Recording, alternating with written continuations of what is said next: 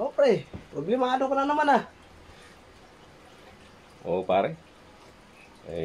Malalim talagang problema ko. Ano naman yun, pre? Makakatulong ba ako?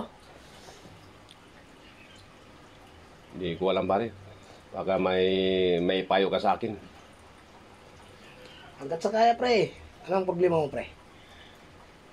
Kasi yung misis ko, matagal akong nagdududa. Parang merong iba. Pero hindi ko mahuli-huli. Tuwing dumarating ako, wala akong mahuhuli. Ah, ano mo, pre? Tulad ng ano, pre?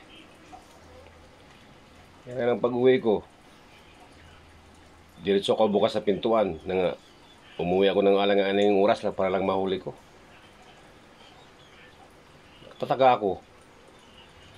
Parang may kausap pag nasa labas ba ako. Pero pag binuksan ko na yung pintuan, wala naman akong mahuli. Walang tao. Ito lang ang payo ko sa'yo, pre. Pag umuwi ka galing trabaho, huwag kang dumaan sa pinto. Oh, Sa bintana ka dumaan. ganun ba yun? Oo, pre.